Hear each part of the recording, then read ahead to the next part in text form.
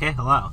I'm sorry, I said this in my last Stranger Things video, but if you didn't watch that, I'll give the context here. If you hear kids screaming in the background, it's because I've decided to start filming like during my lunch breaks, like in my office parking lot. My office parking lot is right next to a park, and there's a bunch of kids playing in the park all the time, so there's not really any avoiding that, so sorry about that if that comes in. Okay, I just had a coughing fit, but we're back, and we're here to talk about the new chapter of One Piece. I feel like this year so far, we're about a month into the year, has been majority hiatus. Like, is this like really the first or second chapter of the year, like, proper?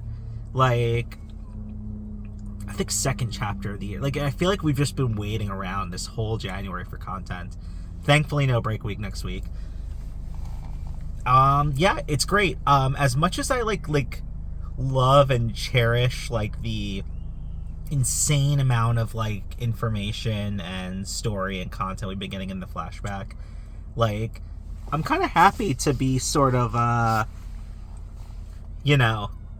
with the core crew, like back in the current timeline. Like, it's like the whole Rocks Herald Loki flashback was like incredible, but now it's like, now that we have all that context, it makes the current events all the more exciting, because we know what's really at stake here. We know all of the character motivations here. It's all laid out. We know the context. We know the history. And now it's like, okay, now we're having the battle. Now Luffy and Loki get to punch some of these Holy Knights. Like, it's so exciting. Like, I'm reading each other, I'm like, yeah, the whole time. And I think the biggest cheer I had was Loki finally... We don't know exactly how the people of Elbaf are going to react, but Loki finally being vindicated by their... They don't have a king currently, so their highest level of reverence is their elder, Yarul. Is it Yarul? I don't know. We'll have to wait for the anime for that, the confirmation of that stuff. Jesus, if you're seeing blips here, it's because I just started having a coughing fit. I don't know. Let me drink something.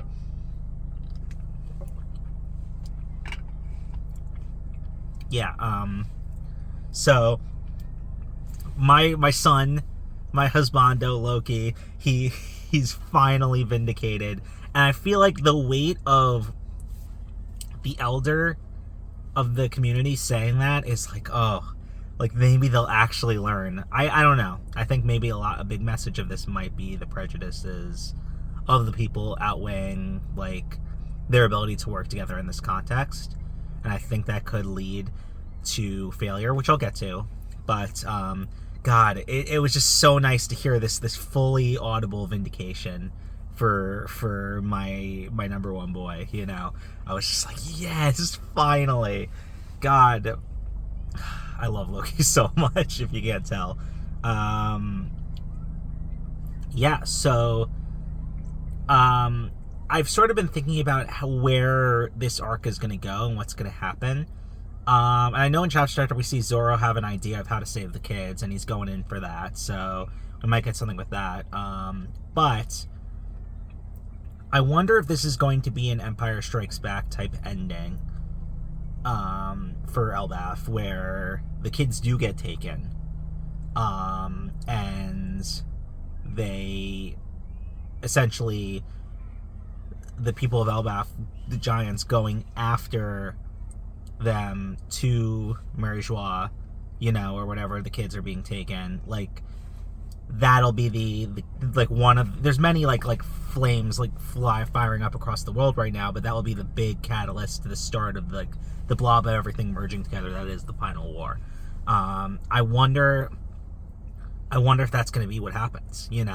I could see that. I could really see that. I also think another variation of that possibility that one of my friends mentioned was like, what if the kids are all rescued, everything's resolved, like, and Colin won't move past his warrior way, and it's like, I can't let them go, I have to beat them, and he runs back and he gets himself captured, And it will cause the same catalyst, of course. But, like, I wonder if that will be, like, the tragedy of it, where it's like they won, and then Colin has to go fuck it up, you know? Kind of like what happened when Gaban was trying to rescue him earlier. You know? So, I think that's very well a possibility, too.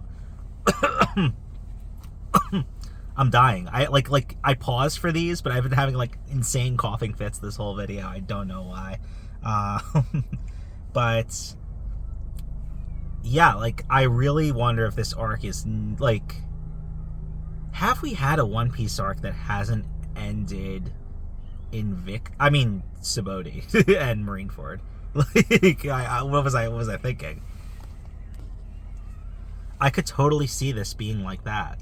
I think it would be good at that. Like, you know, I'm not going to be a Morage, the raid will fail kind of guy here, but yeah, I think that's a really good direction for the story to take it. I think it will bleed perfectly into the final war if it does.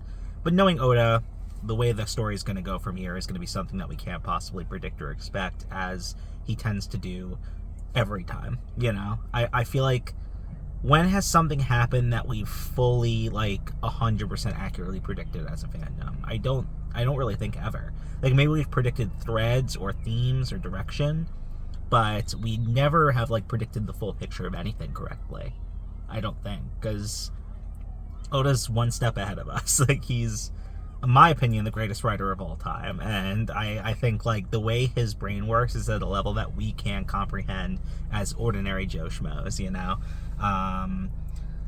But yeah, it was just so nice to see. I wish we got Loki in this chapter, you know? I want to find out what his abilities are fully, what part of his abilities are the hammer, what part of his abilities is him, like, what are we actually going to see? AKA, I just want to see more of my husbando. That's the real motivation here. But yeah, I'm very curious about that. I'm excited, hopefully next chapter, to see that. Yeah, I don't really have many. Like someone, I can't remember who, someone said, I wonder what Brook's up to right now, or where Brook ran off to. And I'm like, he's on his, like, gotta be a dad side quest. He's like, he's figuring out what's going on with Gunko, and he's like, oh shit. He's like, he's probably, like, making his way to her right now, and they're gonna have a touching moment. We're gonna get a little second Brook backstory here. God. That's going to be crushing, isn't it? That's going to be really crushing. I could see Oda making us fucking ball with that. But we'll have to see. We'll have to see. Anyway, I'm really excited. Things are back in proper form. Like, you know, I love, like I said, as much as I love these flashbacks and the insane volume of information we get in every chapter during them, it's like, I love the feeling of the immediate aftermath to the flashback, where, like, now we understand the stakes, now we understand the context, now we understand everyone's motivations, now we understand the real history here. Now we're getting into the real fight, you know, and seeing our, like, you know, I guess it's the inherited will theme of the whole series, like, seeing our core characters, like, get together and be like, okay, we're gonna take this will that failed the first time and make it work the second time. We're gonna fight these fucking fascists, and we're gonna get it done. We're gonna get it done.